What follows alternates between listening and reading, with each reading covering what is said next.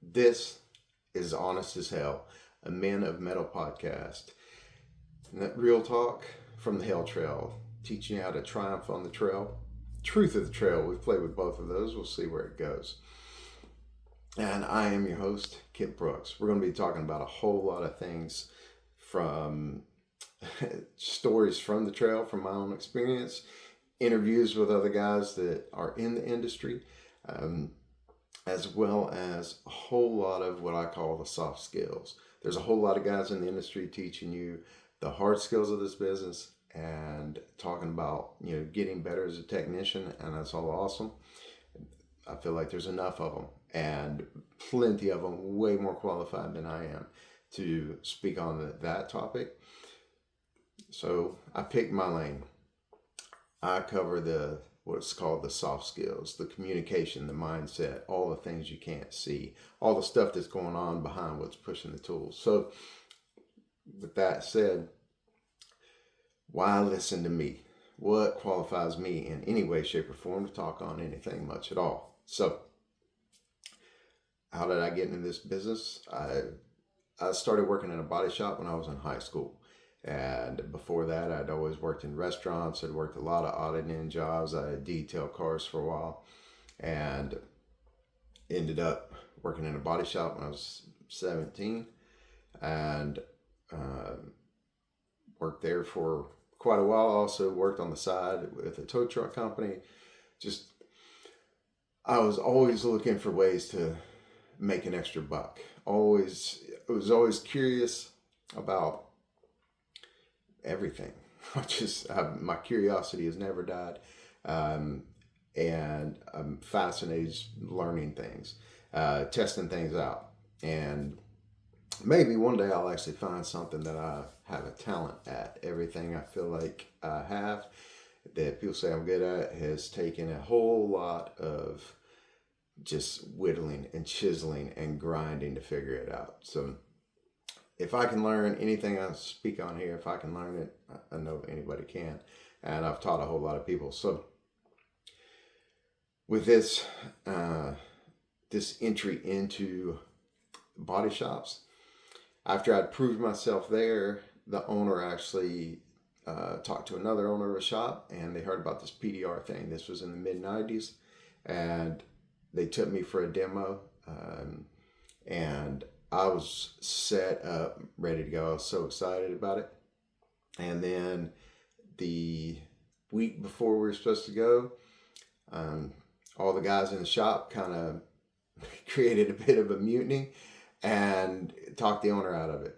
And not because of me, just because they didn't want PDR anywhere around. They wanted that to go away. They called it a flash in the pan, bashed it. So I didn't have the wisdom, the intelligence, the guts, honestly, to speak up for it and try to work something else out. I did mention that I would reimburse the shop owner for the training. I don't remember how much it was. He said it was really pricey, but he said everything was pricey. And it was never a go, and I didn't push. I should have not given up on it. Should have found another way, but I didn't. Stayed there. Kind of thought, he was excited about it once, he'll come back around to it, and that never happened. I ended up wrapping up there, left, followed a different path for a while. Worked at some different shops. And then did some mobile paint work, mobile touch up. Like I say, I was always in mobile detailing from the time I was like 14. So worked that path, and then got recruited to come back to body shops, and through doing the mobile paint stuff, and I got brought in as a production manager and stayed there. And I can't really let that sound as glorified as it is. Being a production manager there meant everything. I had to come in. If something got thrown away in the dumpster, if a part got tossed out, I was the guy to go get it. If a car needed to be cleaned up, I was the guy to go get it. So basically, I was a glorified cleanup guy by by the time the dust settled and the truth came out. And the manager there he was a high school history teacher and grew up, went to high school and went to college with the owner of the dealership, who was the grandson of the person who started it. And he just had to prove himself by going to college, and then he got a dealership. And the manager I was working for just one day said he's tired of being a teacher, called his friend up on the dealership, said, I want a job, where can you put me? And he fired a body shop manager, and he's like, I want you to run my body shop.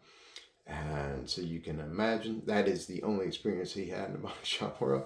So you can imagine how that body shop was run, very much like a high school, and I did not take well to that. So toughed it out for a bit, long enough to start learning how to write estimates. Got recruited by another shop.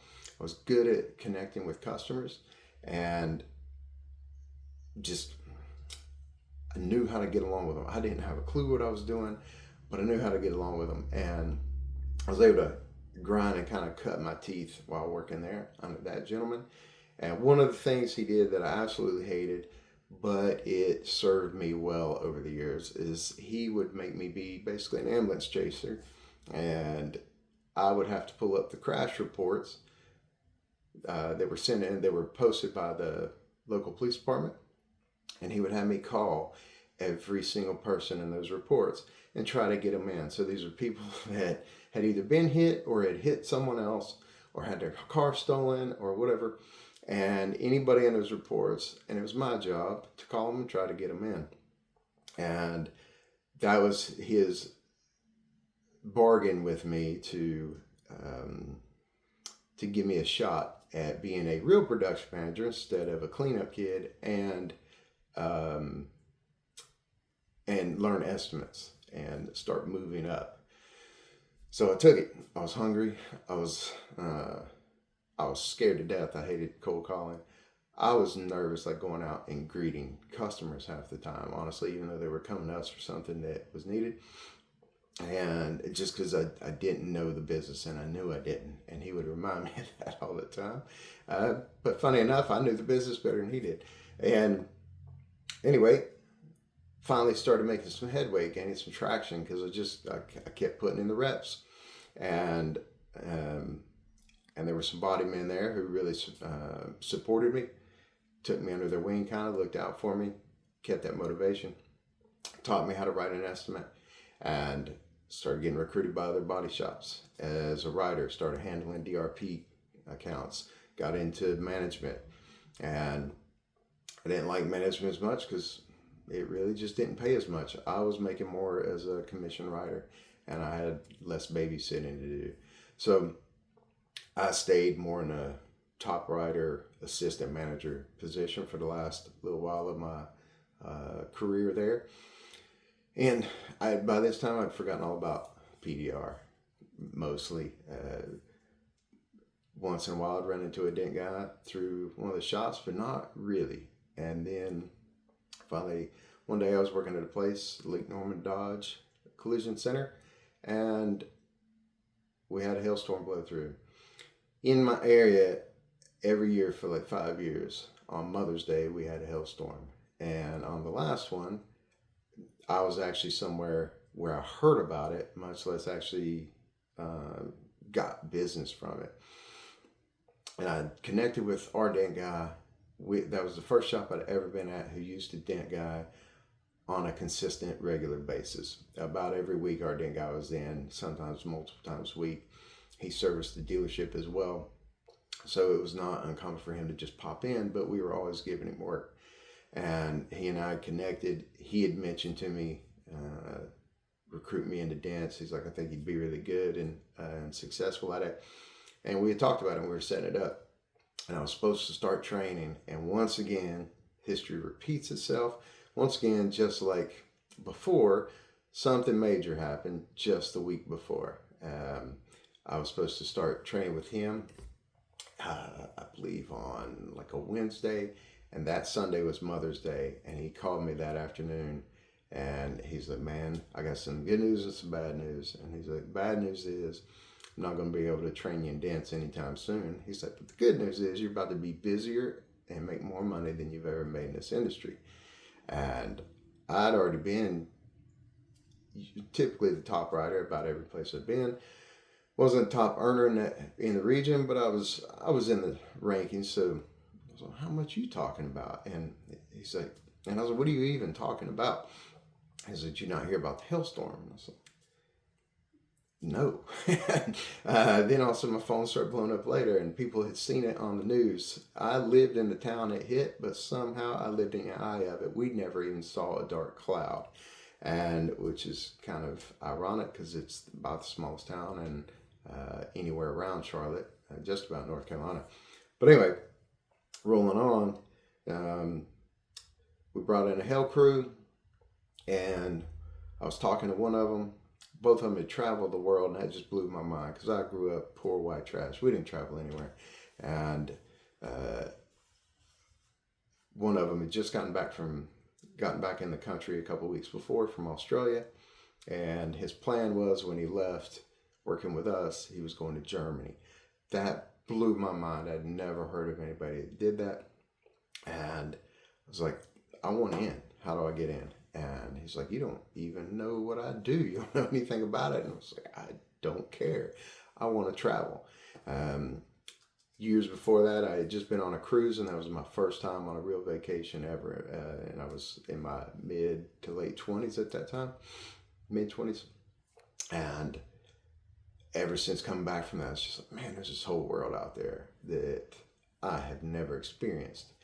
And I knew at that point, like I'd seen myself always in body shops. And I apologize for the backtrack here, but I just assumed that's what it was because everybody had always said, find something you're good at and then get in it and just stay in it until you die. Basically, that's my mother's retirement plan. And that's exactly what happened to my dad. Except he never retired. He died quite young. And it was since coming back from that trip and realizing I've never traveled anywhere. I just live somewhere because this is where I am, and never really gave much thought to a whole lot I had been doing. Just always trying to survive. Like I say, my dad died young. I was a teenager. 2 weeks before he died, the family business burned down. We had no life insurance, no business insurance, nothing. So we went from being poor to being, how in the world are we going to eat next? And if we had a family pet, we would probably eat it. So we struggled hard. And in fact, we were so poor that my mom convinced me to repeat 12th grade, fail intentionally, just because we needed the extra year of Social Security money that she would get. So you can imagine how financially strapped we must have been for a mother to ask her child to fail intentionally. And my whole life got put on hold at that point, the path I was wanting to go. But fate had a way. So anyway, jump back, like I say, in my mid-20s, 26, something like that, had been on vacation, first time ever. And ever since coming back from that, I left on the trip. I remember my number one competition in the company I was working for, they owned like 9 shops. And the number one person I was always neck to neck with, and we were competing for, top rider, they hated me, I thought, up until that point. And after I'd been back for a week or two, this person pulled me aside and was like, what the heck is wrong with you? And I said, what do you mean? They were like, ever since you've been back, you've been in a funk. And I was like, man, I don't know. I'm just kind of going through something. Just trying to figure some things out, get back on my feet. And they were like, well, I need you to step your game up because I'm starting to slip because you're slipping. And so it just kind of made me reflect a little bit. And I was trying to figure out what was going on with me. And I just realized there was something else out there. There was a whole different world and life that I knew nothing about. So fast forward a couple years later, and this hailstorm comes to town. I said, I don't even think it was a couple years, about a year and a half. And now I'm hearing about this travel opportunity. Then I started seeing the numbers on it. And I was just like, holy crap. So you get paid this and get to travel all over the country and all over the world. He's like, yep. And that was it. And like I say, I didn't know the numbers when I first wanted to get in. I just heard the travel. I heard adventure, and I was sold. It could have paid minimum wage. I would have been interested. So I started working with him. He had already talked to me. The company I worked for was rather corporate. Only myself, the manager, and the head painter were the only ones that had they were allowed to really be there outside of hours much. One of the other writers, but not everybody had access to the place outside of business hours. And our Hale guy, he's like, if I can only work 40 hours a week, he's like, I'd go home and just have a job at McDonald's. He's like, he said, my business works only when I can grind and work like 16-hour days. Of course, it's kind of funny. He only came in at like 10, 11 a.m., but most of the time. But they weren't going to allow an out-of-towner subcontractor who no one knew, who lived this gypsy lifestyle, to be in there without permission, or without babysitter. So I had already agreed to him that I would stay. I was like, I've always got paperwork to catch up on. And so he was like, well, I'll pay you a little bit on the side and for your extra time. I was like, cool. And so we worked out a schedule where he was going to come in 7 days a week, stay late in the evenings and all of that. Well, it didn't take me long, about a week or so, to not even a week, to really get caught up. And within 2 weeks, I was completely caught up and I was just bored and there was nothing going on. So I just go back and hang out and R&I some stuff for him. And then he started having me QC cars. And he's like, you got a natural eye for this. You ever think about doing it? So shared with him what our dent guy had talked to me about. And he's like, well, I'll tell you what, I'll start you training. He's like, I don't know how long I'll be in town. He's like, a couple of ground rules, but I'll either get you started on training or I'll pay you, one or the other. You make your mind up. Well, I'd already heard about the travel. I'd started seeing the money. I saw the value, and I was like, I'll take the training. So we set up some boundaries, set up some ground rules, which were basically, I was never to interrupt him, get in his way whatsoever. He was not charging me, so I was not to hold him up anymore than I already was. And then also, in main agreement, he's like, look me in the eye, shake my hand, and promise me that once you pick up a tool under my guidance, you will never set it down because it got too hard. And I was like, dude, you travel the world. I don't care how hard it gets. I don't care if I get attacked by pit bulls every time I fix a dent. I'm in. I had no clue what he was trying to say to me. And I was in. And there were so many times over the next 2 years I regretted that handshake. But long story short, I started pushing. A few weeks later, he's gone. And by the time he left, I had 14 hoods in my garage at home, 3 or 4 deck lids, and I think 2 or 3 fenders, and a set of saw horses, and I'm going to date myself here, an Inventura light, whatever they were called, with stupid little magnetic reflector wings on it that always fell off. And this is a light that my dent guy had loaned me to practice with, and I just kept practicing for months. The guy training me had told me, he's like, to learn this and to keep the skill for the first 3 years, you got to work it like a job. He's like, if you're not pushing 40 hours a week, he's like, you're never going to get it. So 6 p.m., I'd start pushing as soon as we close up shop. I had to wait for everybody to leave the shop, and because I would have got thrown on the bus. They hated dent guys, and a couple of them did, or at least hated Hale guys. And I had to keep it secret. And then I pushed Saturday and Sunday, and I pushed 7 days a week for months. I hit 40 to 50 hours a week. Then finally went after it, man. After like 6 months of that, I was ready to take on the world, go out on a route. Went out, got the crap beat out of me for a very long time. And then the rest is history. So I started chasing my own storms, trying to land stuff. I would chase ghost storms because all I knew was look for a storm report and go. And I was eager, I was hungry, I was starving. And it was a bumpy road. For the first 2 years, I worked 2 other jobs and just to survive. Somewhere in that first 2 years, ended up getting somebody pregnant, found out my son was going to be around. Tried to grind harder because I knew, I was like, if I don't figure this out by the time he's born, then I'll have to set it down because I can't risk somebody else's well-being over this, and if I'm not figuring it out. Then day came, still working 2 other jobs, just trying to survive. I'm not paying a bill until it comes with a past due notice, or a notification that something's going to be turned off. And man, it was brutal. And then he was born, and something changed.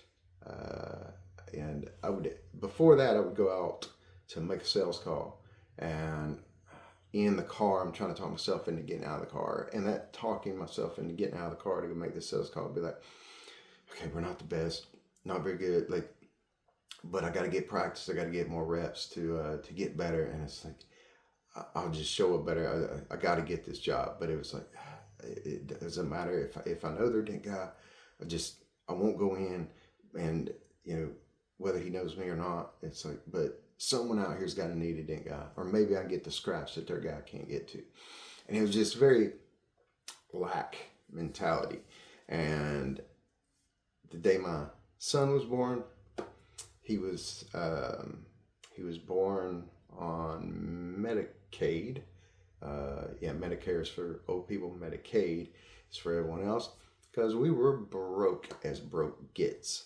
And we were a very easy approval process for Medicaid because we were so strapped. And the day he was born, I was just sitting there thinking to myself how I had to probably give up on the business. And then I went home. He was born in late November, and winter came real early that year, very early. It was very cold. And I went home, turned on the heat, because for the first time in 2 years, I was going to turn it on because I couldn't bring my son, this baby, into a home that was freezing cold. I hadn't turned on the heat the year before or this year at all up to this point because we couldn't afford it. The heating bill was only like $50 a month maybe at that time, but we didn't have it. So I kept it off. Took cold showers, everything to keep from running up the gas bill. Went to turn on the heat, and man, I hesitated and I withdrew. And I wanted to run away from that thermostat. I didn't want to turn it on because I didn't know how I was going to pay it. I was already so far in a hole, and like I say, paying things 60 days behind, 90 days behind, always late, every payment, and hiding cars from the repo man, all that pre-foreclosure notice, like so much stuff. And when I pulled back, I got angry at myself for being such a coward. And I was like, no, I'm going to provide a better life. So kicked the heat on and then turned around and literally ran out the door because I didn't want to stand there too long and talk myself into turning it off, or letting the fear talk me into turning it off. Ran out the door, jumped in the car, rode to the hospital, and went and picked him up. And just looked at him, made a promise to him, and brought him home, terrified. Because as soon as we left that hospital, Medicaid was no longer in play. It was all on me. And I already couldn't take care of the bills I had. So left there, and I was like, man, I got a kid now. I got to give up on this harebrained idea that everybody been telling me to quit since day one. Because all the stories of, you were established at the body shop, you were making so much money, you had benefits, you had all this, you had retirement, you had health insurance, all these things, and it's like had plenty of money. It's like, why are you chasing this when it's drained you and made you broke? And all those thoughts were back there. And then I was just like, looking at my life moving forward. It's like, man, I'm going to give this one more round. I'm going at it. Because what I heard in my head was no longer those voices coming at me. It was those voices being passed through and going on to him. I was like, no, I will not allow that. So, when I took him home, he was born on Thanksgiving Day in 2007. And that weekend, hung out with him, actually for a day. So I don't even really remember. It's all kind of a blur. And I just went out not knowing where I was going to go. I had the most rinky-dink set of tools. I think I had one side panel tool and two brace tools that the guy, another dent guy, had sold to me because they didn't fit in anywhere. You had to drill almost a half-inch hole for these things to go in. So they never would go in any actual brace. Like, they were massive. They were strong as can be. But I had nothing else. And I didn't have a heat gun, nothing. And like I say, it was brutally cold. And I just went out and started talking to everybody. And man, I went from making less than 20 grand a year to quadrupling that within 10 months. And that just continued to climb. That was barely scratching the surface. It's been a journey, and it's been a ride, and it's been really cool. A lot of heartache along the way, beyond that. But the main thing that always stuck with me was I was still the same limited skills tech, limited tools, rinky-dink tools, rinky-dink tech. I was not very good. I was not good at all. I couldn't fix anything. If it was a sharp quarter, I was in trouble. And I had to call in help. Like, I was scared of almost every dent I looked at. And I think I had a glue pulling set. A little bit of one, not much. And all those things, the limited skills, the limited tool set, the lack of experience, lack of knowledge, not knowing how to access a dent still, like, comfortably. All I'd been working on were panels on a sawhorse. I barely ever actually worked on a car, rarely, in the grand scheme of things. And all that was still true. But I went out, and within a couple of weeks was able to quit those other two jobs and kept rolling. And then built up a nice little route, was doing really well. And then the market crashed in 2008, and about half my dealerships closed, and the ones that didn't close had a whole lot more competition. CarMax kicked out all their in-house guys, and it was just another snowball effect. But this time, made it through and rolled on, and then a storm hit one day, and I knew it was on the way. A friend of mine had told me. I hopped in the car, I rode into town while the storm was hitting, set up my own little retail deal at a retail shop, and set us up, landed this little hole-in-the-wall body shop. And the guy that told me to go check out that area, he came to town, helped me out, and the rest is history. And it's been it's been a great ride. But every time I looked back, like, trying to figure out, like, it was almost overnight that things changed. Like, I could track it in my bank account, because I went from not having a bank account because it was always in the negative to all of a sudden I had one.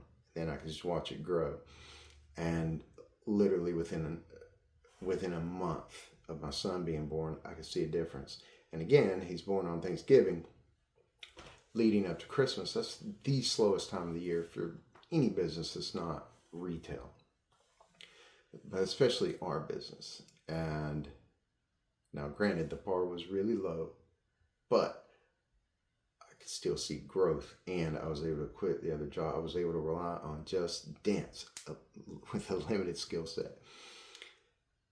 And I focus on that because I want to get it through to any guys who've been in this a little bit or not at all and trying to get in.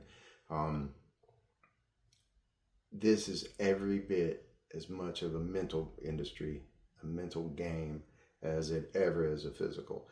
And if anything, I would say actually more of a mental game, because even to get the physical, it takes such a strong mindset and willpower to get through learning how to do this. And it's awesome once you do. If you're in it thinking about giving up on it, or you're looking at getting into it, you've been hearing how tough it is, and that's a rite of passage. One of the masters in this game, one of the guys I look up to a whole lot, is Gene Fetty. And we were talking just last week, and we were talking about kind of how sad it is to pull up Facebook Marketplace or go in a dent group and see some guy that just is like, man, I'm throwing in the towel, I want to sell my tools, and I'm not going to make it in this. And he's only been training for a couple months, year or two, whatever it is. I was like, that really breaks my heart a little bit. And Gene was, yeah, absolutely, it's a sad story. I said, but it's also what makes it so great. He's like, and we should honor it, that we made it through that. And it is. Dave String of Edgy Tools once told me, he read some statistics, did some statistics, I don't remember, but he's like, the success ratio for dent guys is lower than the Navy SEALs. And I don't know what the success ratio of Navy SEALs is now. I know in the 90s there was a quote in a movie that said it was less than 12%.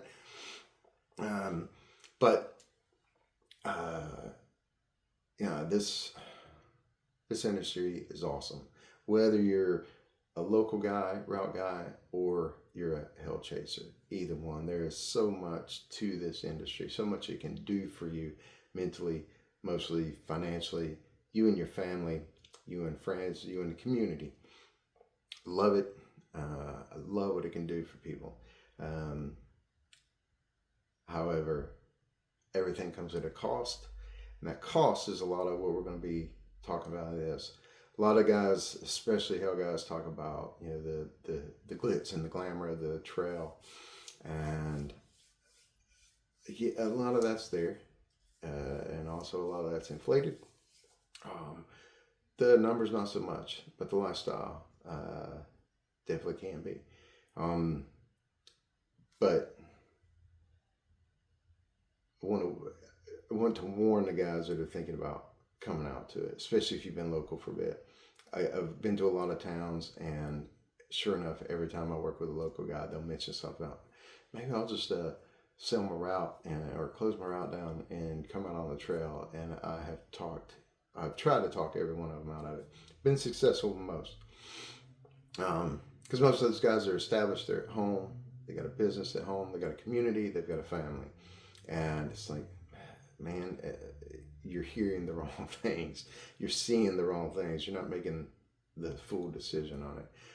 I've seen this, the hell industry, rip a whole lot of families apart. It did some damage on mine for sure. And, but I've also seen it brought more opportunity to my family than anything else would have. It brought so much opportunity to me. I've been in this 20 years now. I've also been, I'm a mentalist, hypnotist, hypnotherapist, mindset coach, whatever. And I've been in that for, well, as long as I've been in this industry, really, but officially as like a business since 2014. And all of those opportunities started because of this business. Seen this open doors for all sorts of things. Guys that go from this to having a custom furniture business, to having a landscaping business, to multiple real estate properties to anything and everything, and giving opportunities to their family that they never could have before. I've seen 2-time felons turn their life around, come in this industry, and think they were never going to have anything but a minimum wage job, and then they get here and they're making a very good living that most college graduates don't even get to experience. So I love that. I love that this business, it can take a lot from you, but it will give you so much. And there's always a sacrifice. There's always a price to pay for success. However, this one doesn't have to be as costly. None of it has to be as costly if you learn from others who have walked that path. And that's a lot about what we're going to be covering in our journey on this down the road. I'm going to bring in guys like Dan Ontrop, who talks about how to keep the family unit strong, teaches and speaks on that a lot. Those of you that know Dan from the trail, pdrcontracts.com, and DenOps. You may not know him at all. Great guy, big family man. And talk to him, talk to guys like Gene Fetty, because even running a local business and never chasing, it's hard on a family. And there's no amount of success you can have in any business that if you let your family life fall apart, the business success isn't worth it. And if you focus mainly on business success, there is someone somewhere else that will bring a dumpster fire to your business. I have learned that the hard way, and more than once. So we're going to be talking about all that and more moving forward. I'm going to teach some things from nonverbal communication, sales techniques, mindset stuff. We're going to cover all sorts of things, everything that's ever worked for me, and the in other areas. So we're going to bring other people on. I've met a lot of really cool people along the way, and just want to help you guys be successful and in all areas. Like I say, what good is it to make a fortune in this business, live a really cool life 6 months out of the year, and the rest of the time sucks? If putting on a smiley face at work when everything around you outside that work door is burning a dumpster fire, it's not worth it. And that's been my story, and we will get more into all of that as we go forward. More or less an open book, especially if I know it can help guys. But I have no problem sharing some of the most embarrassing, ridiculous things that have ever happened in my life or to me. They say to me, more for me. It just doesn't always feel like for me when it's in the moment. But I don't mind sharing them because I've already lived through it. Telling you is not going to hurt me any. And if it prevents you from, or someone else from going through the same thing, it's awesome. Helps make it worth it. And, I've survived it, or I'm getting through it, depending on what we're talking about. And so sharing it, it's no big deal, because I've actually been in it. And luckily, I have my kids back in my life. I have an amazing life partner, and good to go. So anyway, with that, we will wrap this episode 1 up right here, right now. Thank you guys so much. Thank you, Dent Reaper, for the awesome tools and awesome logo and awesome shirts.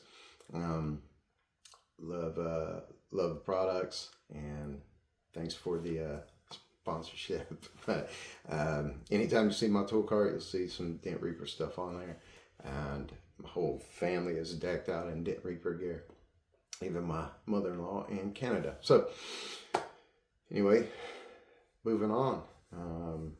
Hell Trail's right around the corner, but we will keep this going throughout it. And any questions you guys have, anything you want covered, anything you want answered, bring it here. The only thing that'll be off the table is if I know there's certain marketing or tricks or business tricks that are kind of proprietary yeah, to someone else.